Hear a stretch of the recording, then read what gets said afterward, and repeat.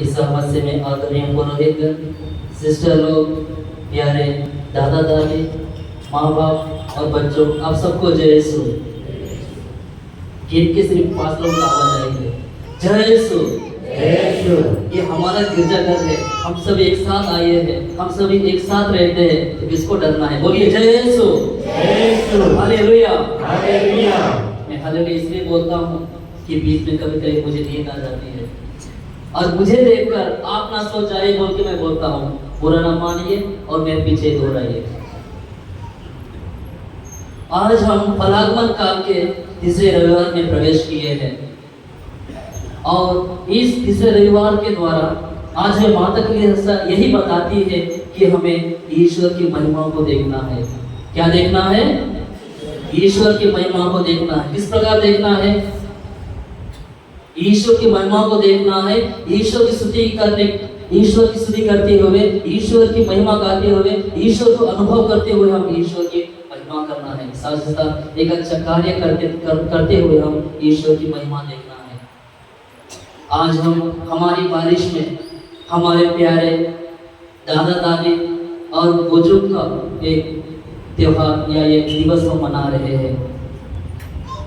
आज की प्रस्तावना में हमने सुना वे लोग उम्र के 55 होते हैं और वे लोग उम्र के 55 होते हैं और दिल के 55 हो जाते हैं।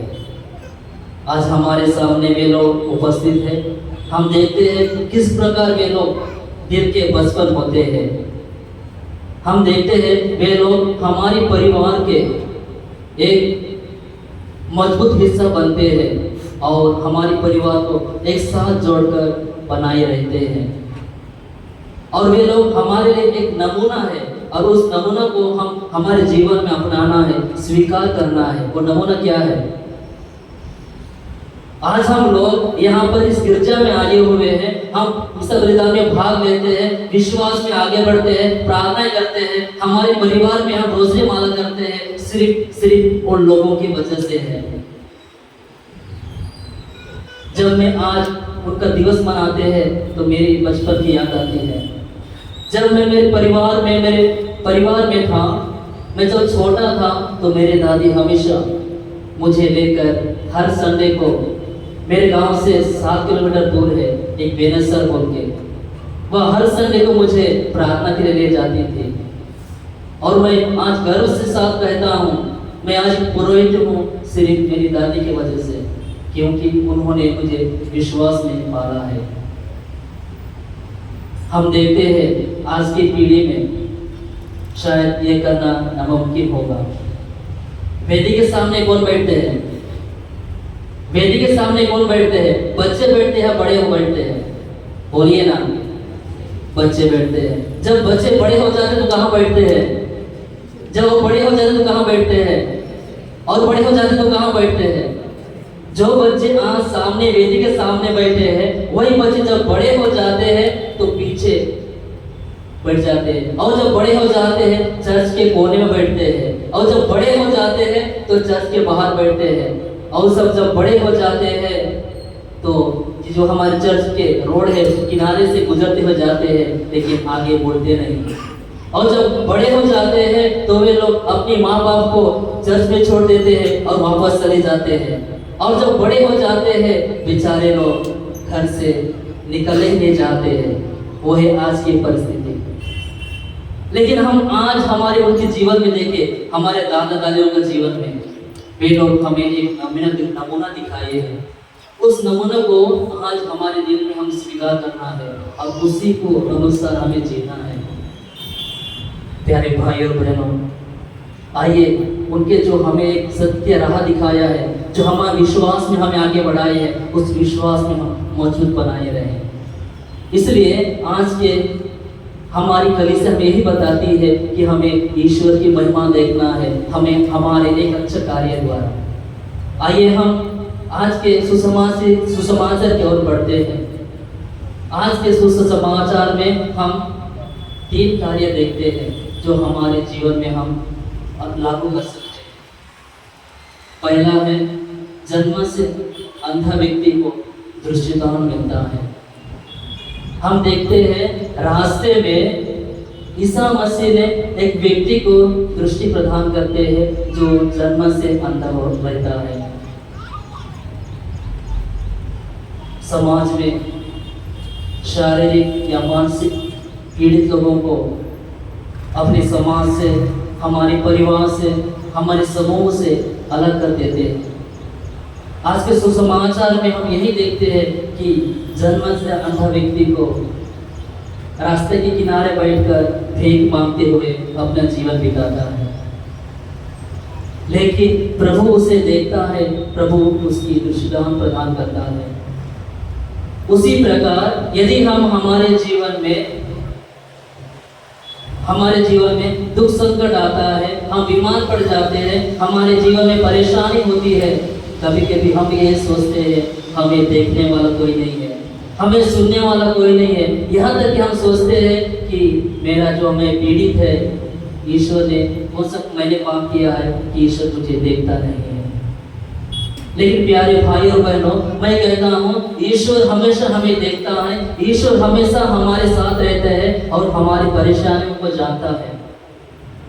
भजन संहिता में दाऊद कहते हैं, मेरे दुख संकट के समय मैं ईश्वर के सामने अपने दृष्टों को मैं समर्पित करता हूँ और वही मेरे सहारा होते हैं।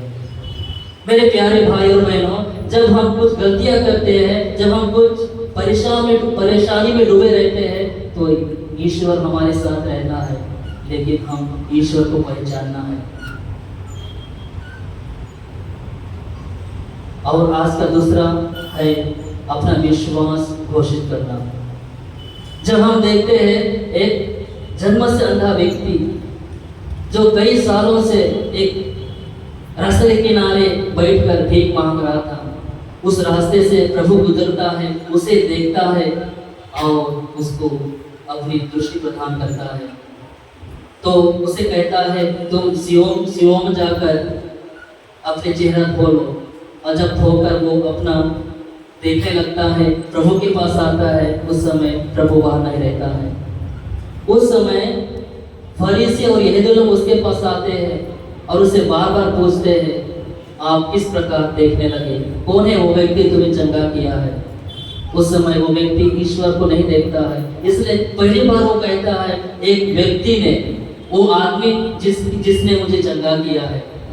और वे उसके पूछते हैं कि तुमको कौन चंगा किया, वो व्यक्ति कौन है।